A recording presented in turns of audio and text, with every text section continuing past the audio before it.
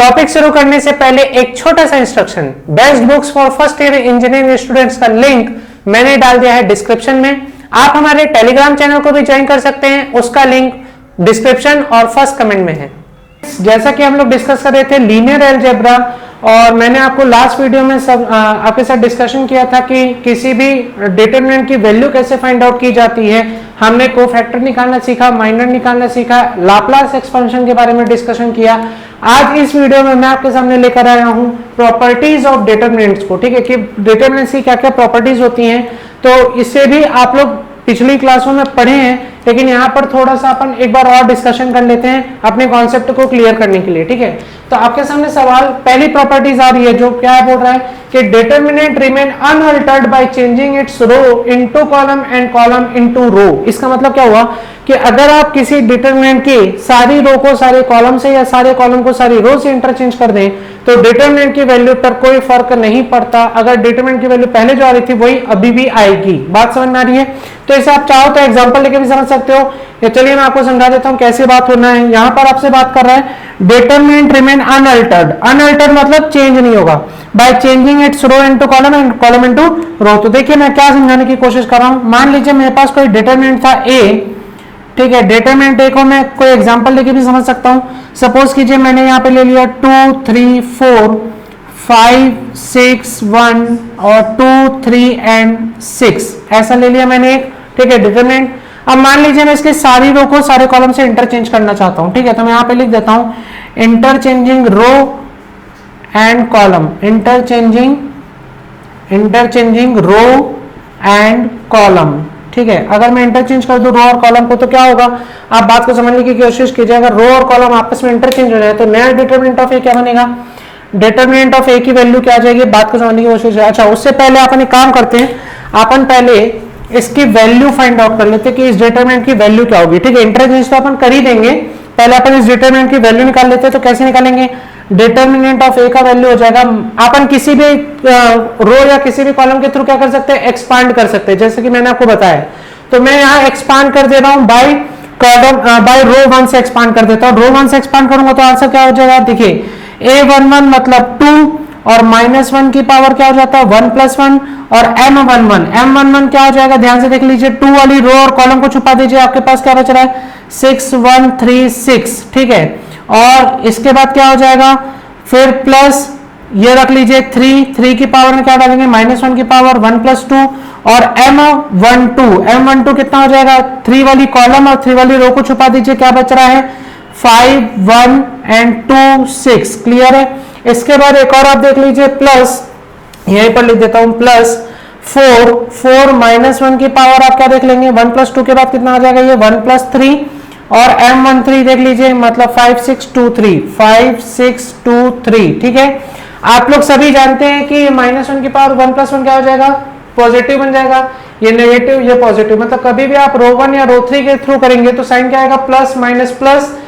अगर आप किसी भी कॉलम 1 या कॉलम 3 के थ्रू करेंगे तो भी साइन आएगा प्लस माइनस प्लस। लेकिन अगर आप बीच वाली रो बीच वाले कॉलम के थ्रू चल रहे हैं तो यहाँ साइन क्या लगेगा माइनस प्लस माइनस, ठीक है। याद रखेंगे जब भी बीच वाली रो या बीच वाला कॉलम यूज होता है, मतलब बीच वाली रो या बीच वाले कॉलम के थ्रू आप एक्सपांड करते हैं या लाप्लास एक्सपेंशन लगाते हैं, या R2 या कॉलम 2 के थ्रू आप एक्सपांड करें लाप्लास एक्सपेंशन लगा रहे हैं, तो यहाँ पे साइन कैसे आएगा माइनस प्लस माइनस का। और अगर आप एक्सट्रीम रो या एक्सट्रीम कॉलम का यूज कर रहे हैं, जैसे कि रो 1 या रो 3 का यूज कर रहे हैं या कॉलम 1 कॉलम 3 का यूज कर रहे हैं, तो साइन क्या आता है प्लस माइनस प्लस आता है, ठीक है। ये सारी चीजें वो नहीं भी याद करेंगे तो आप ये -1 की पावर 1 + 1 -1 की पावर 1 + 2 -1 की पावर 1 + 3 से आपका आंसर सही आएगा। उसमें आपको याद करने की जरूरत नहीं है, वो मैं जस्ट आपको एक शॉर्ट टाइप का तरीका बता रहा था, ठीक है।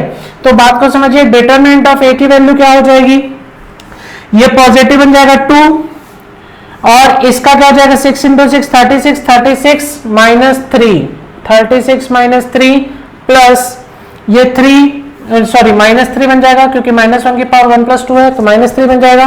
5 6 या 30 - 2 आ जाएगा ब्रैकेट में 30 - 2 और ये कितना हो जाएगा, ये पॉजिटिव बन जाएगा तो +4 और ब्रैकेट में कितना आ जाएगा आपके पास 5 3 या 15 - 12 तो आंसर कितना हो जाएगा आपके पास, ये हो जाएगा आपका 33 × 2 66 माइनस ये हो जाएगा 28 × 3 हो जाएगा 84 और ये हो जाएगा 3 3 और ये हो जाएगा आपका 12। तो आंसर कितना आ गया 66 प्लस 12 हो जाएगा आपके पास 70 ऑफ 8 माइनस ऑफ 84, आंसर आ गया माइनस ऑफ 6। बात को समझिएगा, ये डिटरमिनेंट ऑफ ए की वैल्यू है।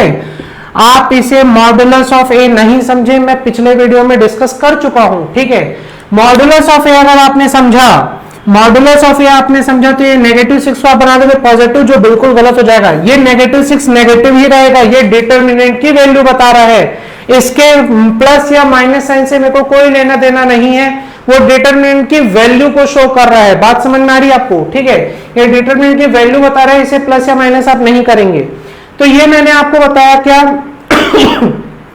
कि इस डिटरमिनेंट की वैल्यू क्या आएगी -6। अब लेकिन अपनी प्रॉपर्टी क्या होती है, प्रॉपर्टी बोल रही है कि इसकी रो और कॉलम को आपस में इंटरचेंज कर दो तो भी वैल्यू यही रहेगी। तो चलिए चेक करते हैं। आपन ने डिटरमिनेंट ऑफ ए की वैल्यू निकाल ली, कितना आ रहा है -6। आप लोग वीडियो पॉज करके इतना नोट कर लेना, ठीक है। मैं यहाँ पर इस -6 को वहां पे लिख के आपको दिखा दूंगा, आप लोग वीडियो पॉज करके नोट कर लेंगे, ठीक है। लास्ट वीडियो में मैं डिस्कस किया कि कैसे एक्सपेंशन करते हैं। जो बच्चे अगर नहीं समझ पा रहे हैं तो प्लीज इससे पहले वाला वीडियो देख लेंगे, ठीक है। तो मैं यहीं पर लिख देता हूं कि इसकी वैल्यू मेरे पास आएगी -6। अब मैं क्या कर रहा हूं, इंटरचेंज कर देता हूं रो और कॉलम को। चलिए मैं इधर मिटा रहा हूं, मैं क्या लिख देता हूं, इंटरचेंज कर देता हूं रो एंड कॉलम को। तो क्या होगा, बात को समझने की कोशिश करते हैं। अपन क्या कर देते हैं, अपन यहां पे लिख देते हैं इंटरचेंजिंग, जैसा कि अपनी प्रॉपर्टी, अपन प्रॉपर्टी को ही तो चेक कर रहे हैं, इंटरचेंजिंग रो एंड कॉलम, ठीक है। इंटरचेंजिंग रो एंड कॉलम, तो क्या हो जाएगा, इंटरचेंज कर दें अगर रो और कॉलम को, तो नया मैट्रिक्स, नया डिटरमिनेंट कैसा हो जाएगा, डिटरमिनेंट ऑफ ए बदल जाएगा, आपके पास आ जाएगा, क्या आ जाएगा 2 3 4 आ जाएगा कॉलम में, 2 3 एंड 4, और 5 6 1 आ जाएगा यहाँ सेकंड कॉलम में, और 2 3 एंड 6 आ जाएगा यहाँ पे, ठीक है। इसको भी एक्सपांड करते हैं आप। चलिए एक्सपांड भी आप चाहो तो किसी और उससे कर सकते हैं, एक्सपांड बाय अपन लगा देते हैं रो 2 इस बार, ठीक है। एक्सपांड बाय क्या लगा दिए, रो 2। जो मैं आपको माइनस प्लस माइनस साइन वाली कहानी बता रहा था वो यहाँ पे समझा देता हूँ। एक्सपांड बाय रो 2 कर देता हूँ, तो ये क्या हो जाएगा, डिटरमिनेंट ऑफ ए, रो 2 की वैल्यू क्या है 3 -1 की पावर 2 + 1, ठीक है। याद कीजिएगा, ये सब मैं बता चुका हूँ, -1 की पावर 2 + 1। अब 2 + 1 में कैसे याद किया, a11 a12 a13 a21 a22 a23 a31 a32 a33, यही तो होता है। तो यहाँ a21 आता है, a21 मतलब ऊपर आएगा 2 + 1, और -2 + 1 कितना हो जाएगा 5 2 एंड 1 6, क्या लिखोगे 5 2 एंड 1 6, फिर आ जाएगा आपके पास प्लस, यहाँ पे आप लगा दोगे 6, वैल्यू क्या आ जाएगी -1 की पावर, ये कितना होता है a22 मतलब ऊपर कितना हो जाएगा 2 + 2, ठीक है। ये कितना हो जाएगा 2 + 2, और m22 कितना हो जाएगा 2 2 4 6, और एक और चीज आएगी प्लस 3 -1 की पावर कितना हो जाएगा, चलिए बताइए आप लोग, a23 होता है तो ये हो जाएगा 2 + 3, और m23 आप अप्लाई करेंगे, m23 कितना हो जाएगा 2 5 एंड 4 1, 2 5 एंड 4 1, क्लियर हो रही है बात। अब आप निकालोगे डिटरमिनेंट ऑफ ए का वैल्यू, तो देखो साइन क्या है, -1 की पावर 2 + 1, मैं बोला था माइनस साइन से स्टार्ट होगा, मैं बोल चुका हूं बेटा, जब भी आप एक्सपेंशन करोगे, अगर आप रो 2 या कॉलम 2 के थ्रू या बीच वाली रो बीच वाली कॉलम के थ्रू एक्सपांड कर रहे हैं तो साइन कैसा चलेगा, माइनस प्लस माइनस, और अगर आप रो 1 या रो 3 कॉलम 1 या कॉलम 3 के थ्रू एक्सपांड कर रहे हैं तो साइन क्या चलेगा, प्लस माइनस एंड प्लस, ध्यान रखेंगे इस बात का, ठीक है। तो यहां पर रो 2 के थ्रू कर रहे हैं तो साइन क्या है, पहला माइनस, आप चेक कर लीजिए, -1 की पावर 2 + 1 -3 आएगा।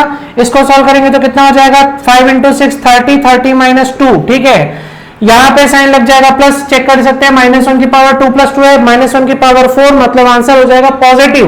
ये हो जाएगा आपके पास 6, ब्रैकेट ओवर क्या बच रहा है 2 6 12 12 - 8, और ये कितना हो जाएगा आपके पास -3, ब्रैकेट ओवर बन जाएगा 2 - 20, आंसर कितना हो जाएगा, आंसर हो जाएगा 28 28 - 3 84, 12 8 4 4 6 24, और ये हो जाएगा -18 × -3, तो हो जाएगा आपके पास प्लस ऑफ 54। तो आप देख लीजिए, ऐड करेंगे तो क्या हो जाएगा -84 + 78, ये दोनों ऐड करेंगे तो 4 4 8 5 2 7 78 और -84, आंसर कितना आ जाएगा -6। तो देखिए यहां से हमको क्या समझ आ रहा है कि जब हमने डिटरमिनेंट के सारे रो और सारे कॉलम को आपस में इंटरचेंज भी कर दिया तो भी मेरा डिटरमिनेंट का वैल्यू सेम आ रहा है। यहाँ पे भी -6 आ रहा था, और पहले जब बिना चेंज किए निकाला था तो भी आंसर कितना आ रहा है -6 आ रहा है। तो ये हुई मेरी पहली प्रॉपर्टी, और इससे हमने क्या सीखा कि डिटरमिनेंट की सारी रो और सारे कॉलम को आपस में इंटरचेंज करने, तो डिटरमिनेंट की वैल्यू में कोई भी चेंजेस नहीं आते। ठीक है, आई होप आपको ये चीज समझ में आ गई होगी।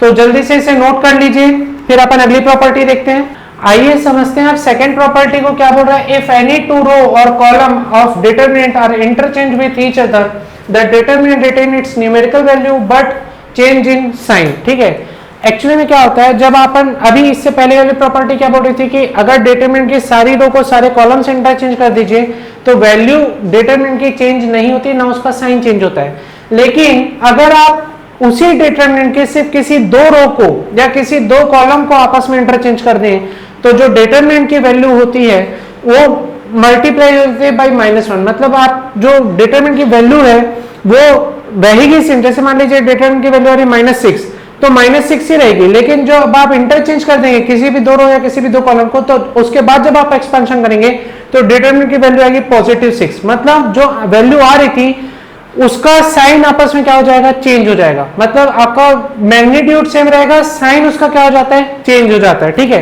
कैसे चेंज हो जाता है तो चलिए देखते हैं, उसका एक एग्जांपल समझने की कोशिश करते हैं। जब अपन ये एग्जांपल समझ जाएंगे तो फिर मैं आपको ये भी समझा दूंगा। ठीक है, तो पहले आप इधर ध्यान ना देकर सिर्फ इस प्रॉपर्टी पर ध्यान दीजिए। तो ये क्या होता है, इसकी प्रॉपर्टी क्या है, बात को समझते हैं। एक एग्जाम्पल लेते हैं इस प्रॉपर्टी का अपन। ठीक है, सपोज कीजिए मेरे पास कोई डिटरमिनेंट है। डिटरमिनेंट क्या है मेरे पास, मैं छोटा सा डिटरमिनेंट ले लेता हूं।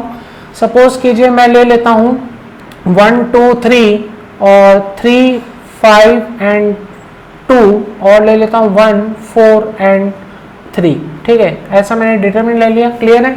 अब मैं क्या कर रहा हूं, पहले मैं इसका वैल्यू निकाल लेता हूं, कितना आ जाएगा वैल्यू, आप एक्सपांड कर सकते हैं। ठीक है, तो हम एक्सपांड कर दे रहे हैं। सपोज कीजिए डिटरमिनेंट है ना, डिटरमिनेंट को शो कर रहे हैं तो मैं एक्सपांड कर देता हूं, एक्सपांड बाई R1। तो ये कितना हो जाएगा 1। अब देखो मैं साइन बता चुका हूं, R1 के थ्रू कर रहा हूं तो कैसे करूंगा, प्लस माइनस प्लस लेके चलूंगा। ठीक है, थोड़ा डायरेक्ट कर रहा हूं तो ये क्या हो जाएगा 1 -1 की पावर आएगा 1 + 1 तो -1 की पावर हो जाएगा 2, इसलिए साइन आ गया पॉजिटिव। और इसका माइनर क्या है देख लीजिए 5 2 4 3, तो यहाँ पे लिख दीजिए 5 2 4 3। क्लियर है।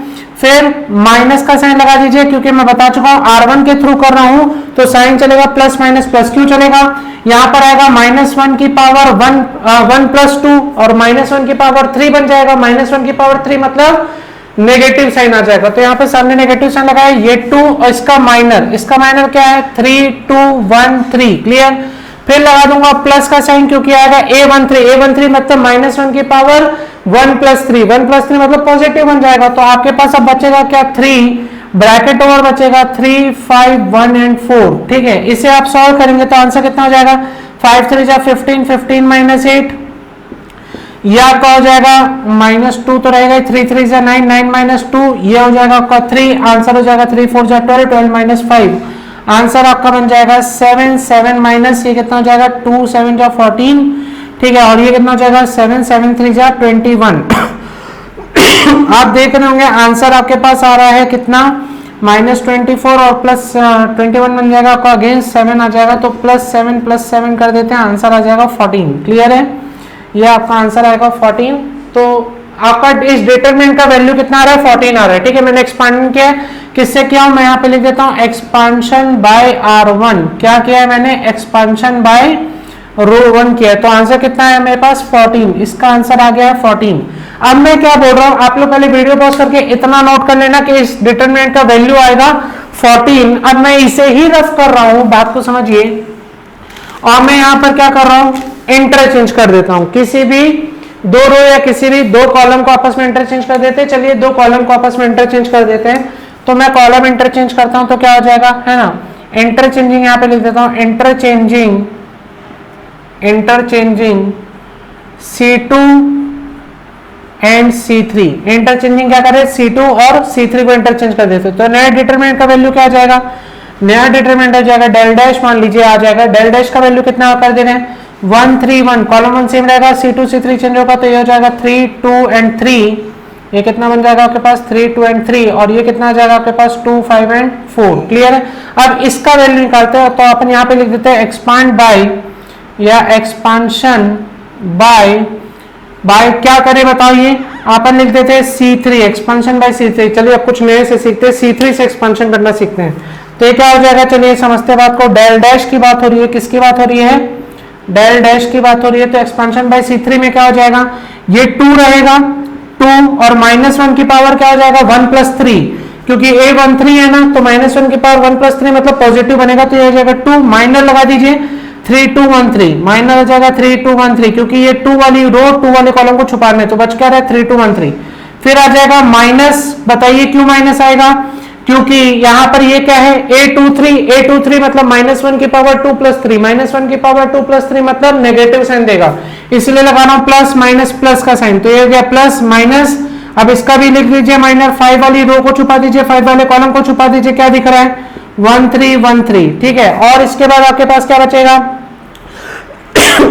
आपके पास ये आएगा, इसको लिखते हैं a33 मतलब -1 की पावर 3 + 3 पॉजिटिव साइन देगा, तो ये आ जाएगा +4, और इसका भी माइनर लिख लीजिए 1332, क्लियर है। इसको सॉल्व करेंगे तो कितना हो जाएगा, ये हो जाएगा 2 ब्रैकेट में 9 - 2, ये कितना हो जाएगा -5 ब्रैकेट में आ जाएगा 3 - 3, ये आ जाएगा आपका 4 ब्रैकेट में कितना आ जाएगा 2 - 9, क्लियर है।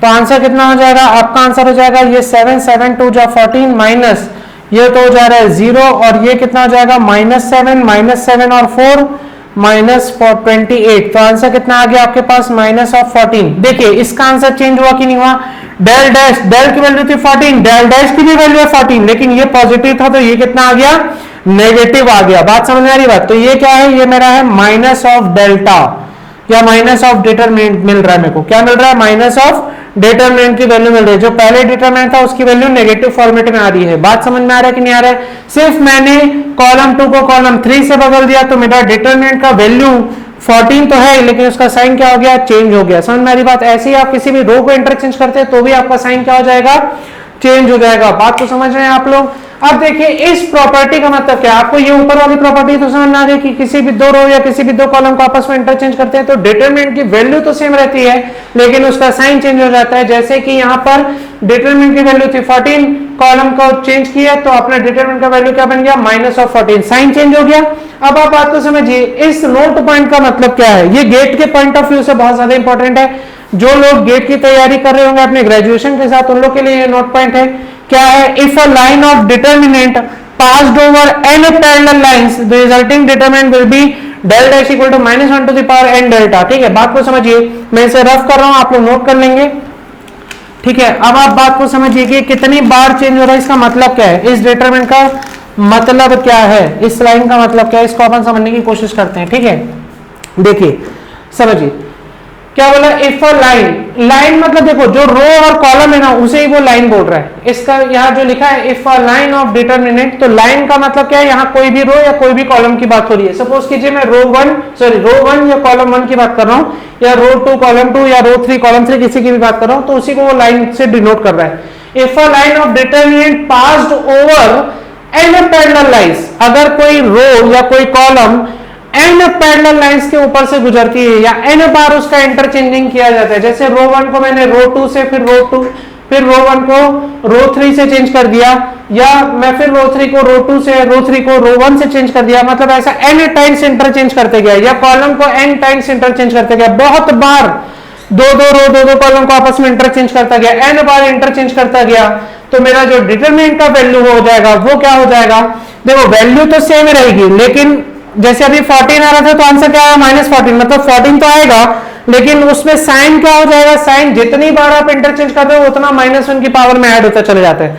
सपोज कीजिए यहां पर मैंने कॉलम 1 को बदला पहले कॉलम 2 से, फिर मैंने कॉलम 2 को बदल दिया कॉलम 3 से, दो बार इंटरचेंज किया, तो मेरा ये जो डेल डैश नया जो डिटरमिनेंट का वैल्यू आएगा वो क्या हो जाएगा -1 की पावर 2 डेल्टा, मतलब आंसर वापस से डेल्टा आ जाएगा।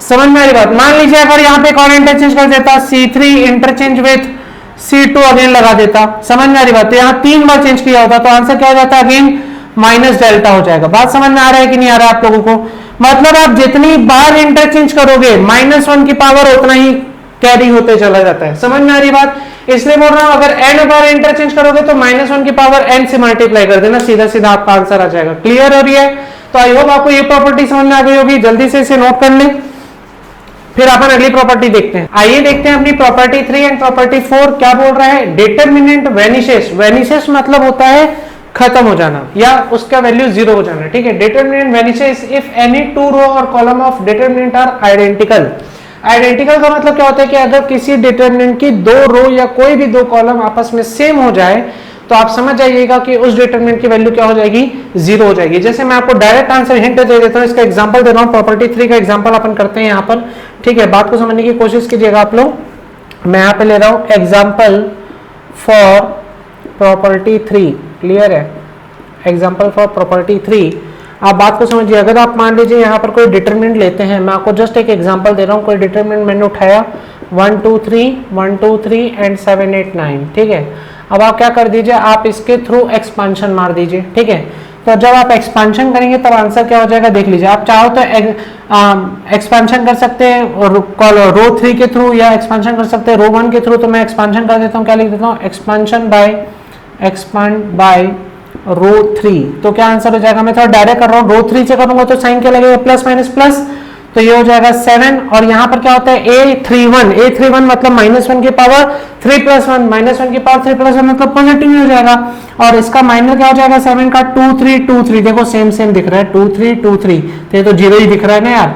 और माइनस ये 8 का माइनर क्या दिख रहा है, 8 का माइनर दिख रहा है 1 3 1 3, देखो ये भी सेम दिख रहा है 1 3 1 3, तो ये भी 0 हो जाएगा। और प्लस 9 का माइनर क्या दिख रहा है, 9 का माइनर दिख रहा है आपको 1 2 1 2, ये भी 0 हो गया।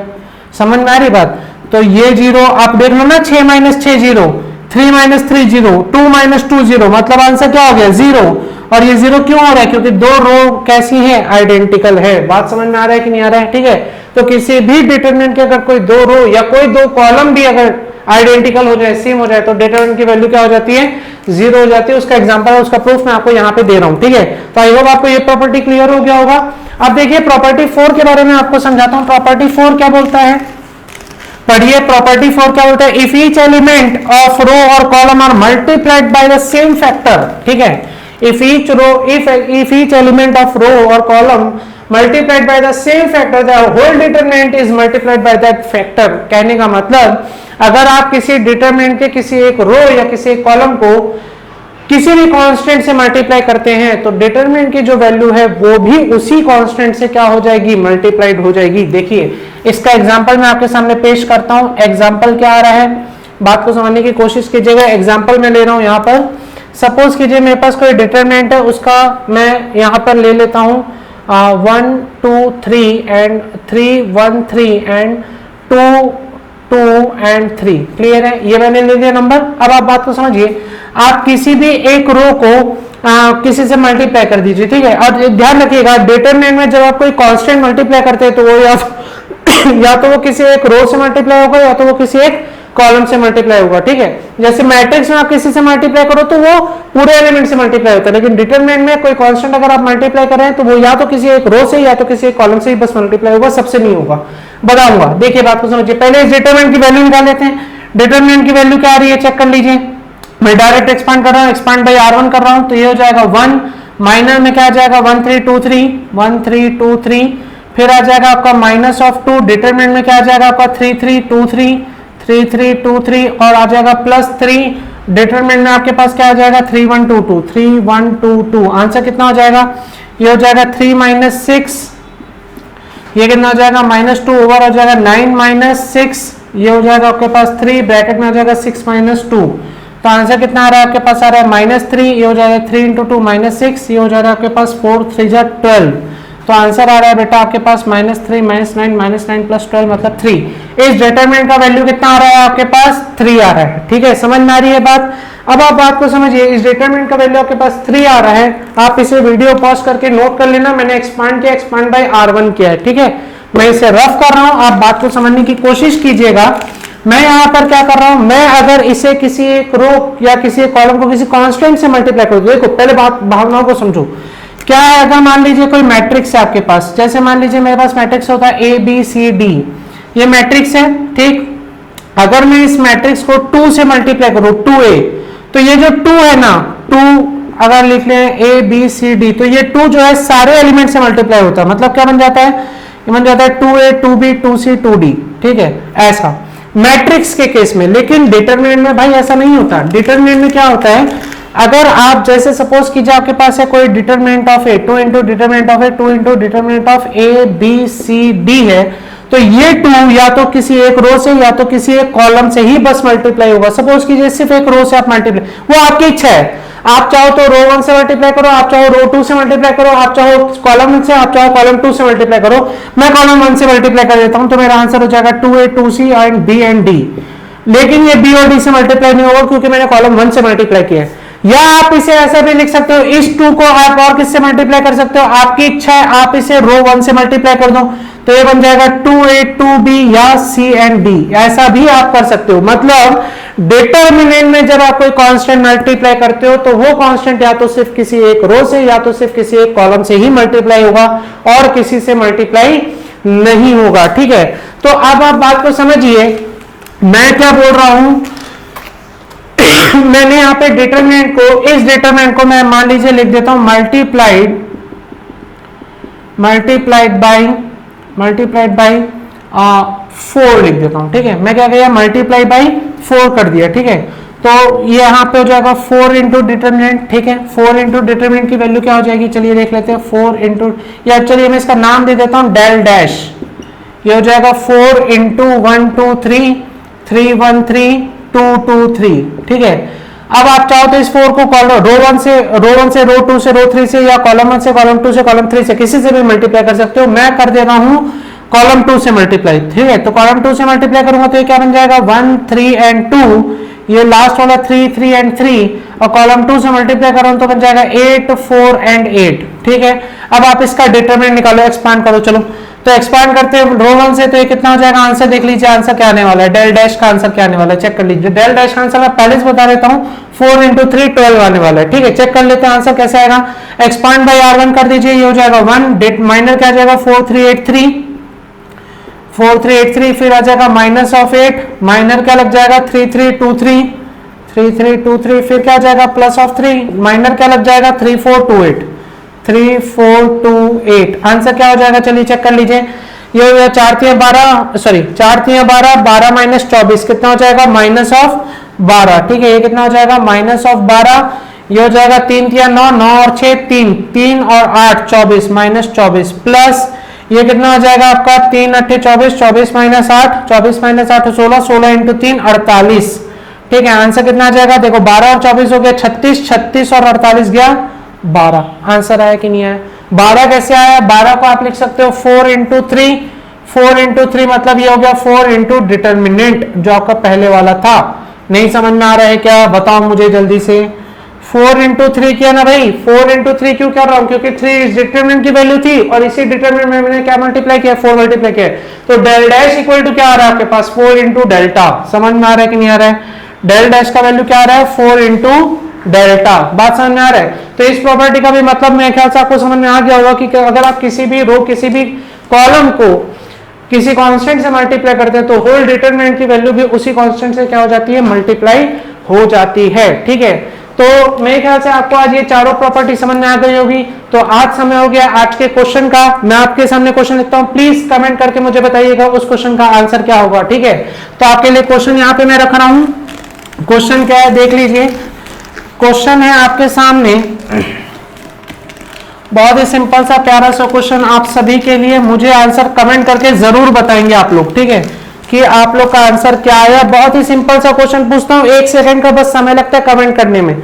तो क्वेश्चन क्या है आप सभी के लिए, क्वेश्चन है find the value, find the value. ठीक है, फाइंड द वैल्यू। पहला क्वेश्चन आपके सामने रख रहा हूं, determinant of A B C D E F and A B C. ठीक है, और सेकंड इस डिटरमिनेंट की वैल्यू फाइंड आउट करनी है।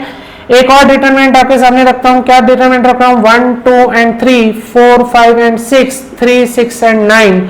इसकी वैल्यू भी क्या होगी बताइए। Find the value without expansion, without expansion. आपको इसका एक्सपांशन नहीं करना है भैया, बिना एक्सपांशन किए बताना है।